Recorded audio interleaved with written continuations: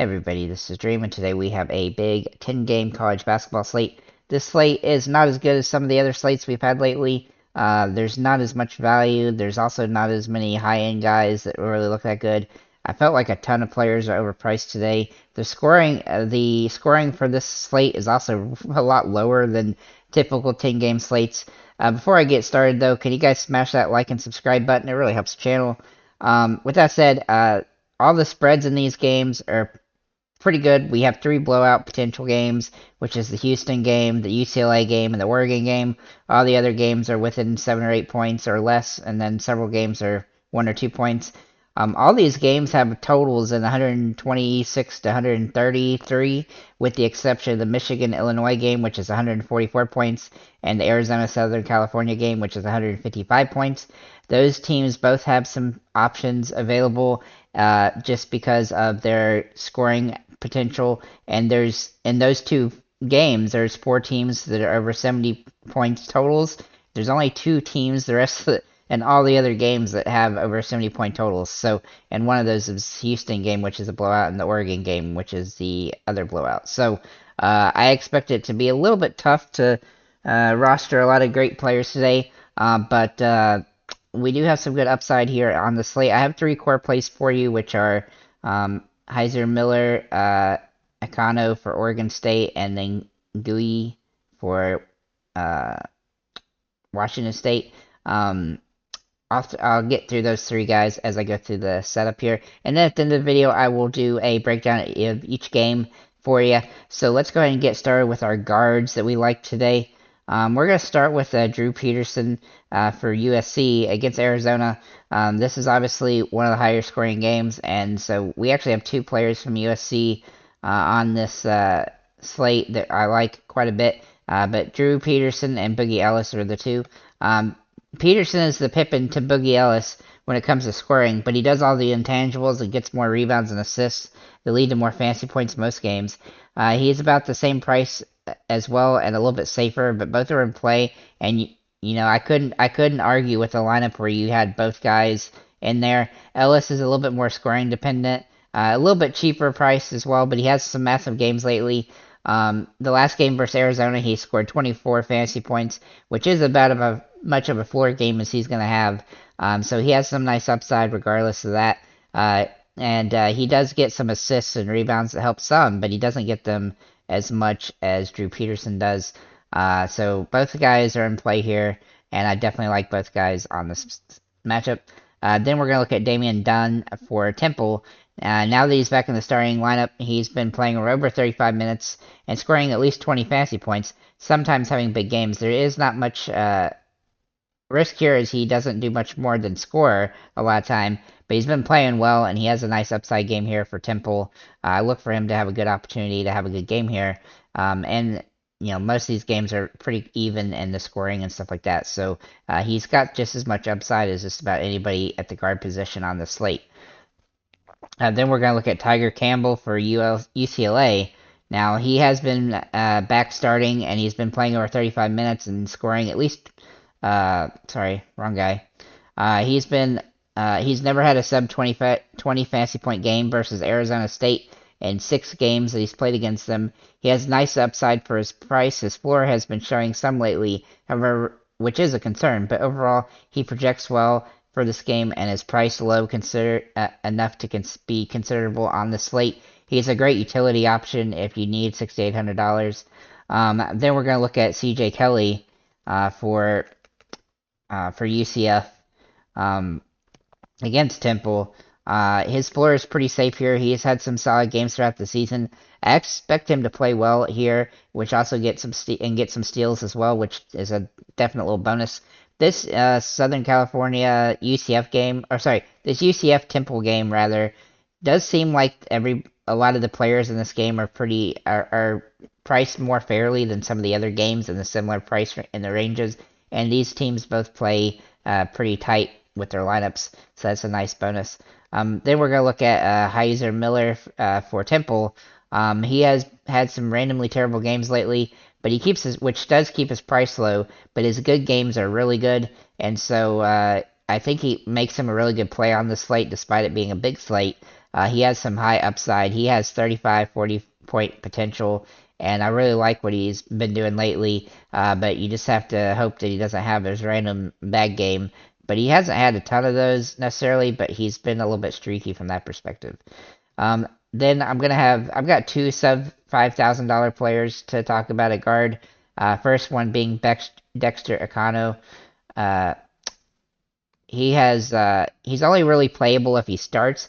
But if he doesn't start, then you want to avoid him. But it looks like he will be starting, and so do make sure to check on that for Oregon State. But if he does start, he'll be a must play.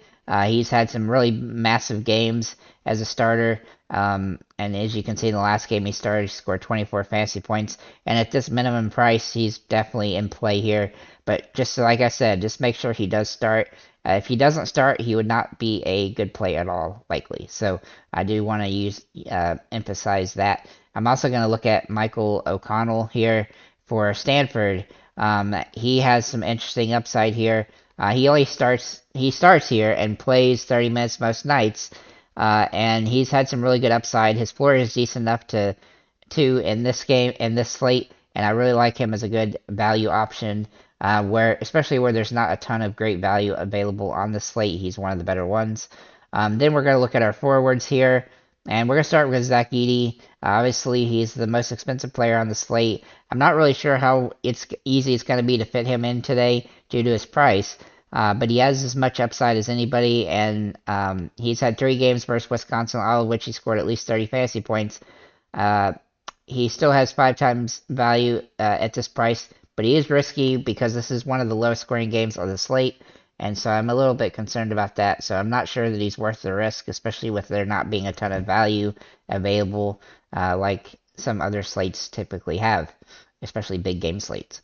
Then we're going to look at Muhammad Gui. I'm sorry if I'm butchering your name. I don't intend to. At $8,600 for Washington State, he looks like a really good option today. He's had a couple games this season where he has sub 3 rebounds, so it's completely bizarre how he'll have a game like he had a game against Oregon State where he had 0 rebounds, but he still scores points and he still had a pretty good floor even in that situation. But he does get double doubles a lot, and he has nice upside as a result of that. And he's dominated every time he's played against Washington, so I look for him to be a great play. I think he's probably my favorite play on the slate when it comes to the above $8,000 range. He's probably the safest and best player. And then we're going to look at Omari for Rutgers. He's been a good floor and a decent ceiling. He has double-double potential. The risk here is this game is the slowest on the slate, and he is a little bit of a risk from that perspective. I also feel like they're probably going to play a slower style of ball, and so it's just really tough to love him at the price. I wish he was around 7,500, making him like a virtual must-play. Harrison Ingram is in a better spot here for Stanford against Oregon State at $7,700. You can pay up a bit more, for Memori and have a little bit higher upside, but he's relatively safe play. He's been in the 25 to 35 range for most games for a while, and that's just good enough for this slate. He's probably not going to make your lineup a top lineup necessarily, but he will probably not hurt you as well. And that's the type of player I like on a big slate like this, just to fill in some salary. And he's in a great spot. I think he's a good option. Then we're going to look at Spencer Jones for Stanford against Oregon State. He also has some nice upside here. He is the Aaron Gordon of college basketball on this slate. Big time upside with very low floor. He's literally had sub 10 fantasy point games. And the last 2 games versus Oregon State, he's been over 28 fantasy points, though. His price is cheap enough that he's definitely worth a look here. But he is hella risky because of the way he has ups and downs. But his price has come down some as a result of that. Then we're going to look at Zach Hicks, who has some interest today here for Temple. He has played pretty solid lately. He is a little bit underpriced due to that recent success, but he does have a pretty low floor, which is not ideal. But he has been playing well as of late, and he does have some nice upside, just the same. He's had a couple, 15, 10 fantasy point games, but he definitely looks like somebody who will have a good opportunity today. And then finally, Brandon Ingle For Stanford. Also looking really good here. Presumably he jumps back in the starting lineup, which he should. His floor here is very decent for the price, and he's been over 24 fantasy points in 4 of the last 6 games, and so I look for him to be a great option on the slate. So with that said, that's what I have for my top picks. Let's get into the games themselves, and I'm gonna go through each game here and give you my rundown for the players. And we're gonna start with the Illinois-Michigan game. This is the second highest scoring game on the slate, with Illinois favored to win by 4 points. Illinois runs an 8-man rotation, though it does look like Epps will likely be out, and if that's the case, then Coleman Hawkins will draw some interest. Some of the other guards could also have some upside, but they do seem overpriced. But you do want to make sure that Epps is out before utilizing some of them. Due to the high-scoring game on the slate, I think that's probably a lot of the reason why they've been priced up. You can also make an argument for Shannon, Mayer, and Harris if Epps is in fact ruled out. So do make sure to check in on him. And of course, that would make Coleman Hawkins a very good play if Epps is out. As for Michigan, we're going to take a look at them here. And they have 4 players that play over 30 minutes a game and 3 more over 10 minutes a game. If Jet Howard was to miss, Joey Baker would become a top-tier value play. But it does look like Jet Howard is likely to play, I guess. Terrence Williams is a secondary value play as well. McDaniel and Buffkin also have some upside. Dickinson is a secondary upside, but he is overpriced here. And so I do think Michigan has some viability on the slate, but it's a little bit more risky than Illinois. As for the Rutgers-Minnesota game, Rutgers does play a 6 to 7 man rotation, and they are in the lowest scoring game on the slate at 126 points, but they are predicted to win by 8, and Caleb McConnell and Amori both have some upside here. A little bit risky, but do have some upside as a result of the situation. Minnesota, also the third lowest scoring team on the slate at just 59 points. Slowest game on the slate as well. And it's not worth rostering anyone here, but if you want a Hail Mary play, throw Garcia or Henley in there, and everyone else is easily avoidable. As for Houston, Houston is favored to win this game by 17 points. They do play a 7-man rotation most of the time, so they do have some upside. Sasser, Roberts, and Trayman Mark all look like good options today. Everyone else does look overpriced. It's also kind of risky due to the blowout nature of this potential game. As for Wichita State, they really don't play that much deep of a bench, but they may have to today if they get blown out early and often. So I do think it's worth steering clear of Wichita State today. As for Temple and UCF, this game is a 1-point spread in Temple's favor. It's a pretty average scoring game on the slate. They do run a 7-man rotation with Miller, Dunn, and Hicks getting 30-plus minutes. They'll have nice potential here as they are a bit underpriced. Jourdain is a good secondary option as well, but not somebody that's a must-play by any stretch.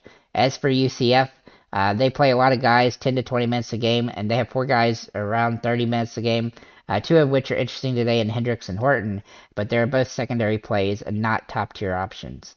As for the Purdue and Wisconsin game, Purdue is favored to win this game by 5 points. It is a very low-scoring game, which is kind of annoying. But they do play 3 guys over 30 minutes in their 8-man rotation. Edey is an obvious play here. Very pricey, but has good play regardless. He's never been under 30 fantasy points against Wisconsin. It's hard to like anyone else. As for Wisconsin, they play their starting 5 big minutes, but even then, they are pretty avoidable today as they are one of the lowest scoring teams on the slate. And everybody on that team is very streaky at their potential. As for the Stanford Oregon State game, Stanford is favored to win this game by 5 points. It is one of the lower scoring games on the slate as well at 130 points. They have a 6 to 7 man rotation with 6 guys over 25 minutes. Jones, Ingram, Angel, and O'Connell all have some upside in this game. I do think they have a viable upside here because they are favored to win. As for Oregon State, they play 11 guys at least 12 minutes a game and only 2 over 25 minutes.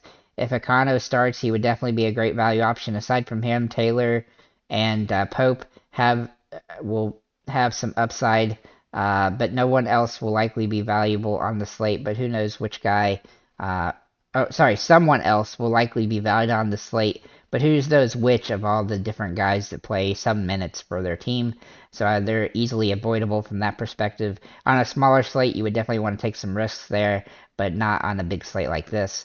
Then at UCLA Arizona State game, UCLA is favored to win by 11, and they do play a 6-man rotation, which is good here. Jaquez looks interesting. Everyone else is a little bit overpriced, and this game could get lopsided. But they do have a couple decent options on the team, you know, and Campbell and uh, Clark. So as for Arizona State, they are expected to lose this game by 11. They do play 8-man rotation. The safest play for this low-scoring team is Desmond Cambridge. You could also make an argument for Horn, but that's really about it. Not much to like here. As for the Arizona game against USC, this is the highest scoring game on the slate. Arizona does play, should be looking to score early and often. They are the highest scoring team on the slate. Ballo, who is expected to play, and Tubulus and Larson all are top tier options, with Ramey looking decent as well. You can make a secondary argument for Krista Boswell and Cedric Henderson. They do go 7 deep most games as a team, so there's plenty of minutes to go around here, and I look for them to have a good opportunity to have a big game.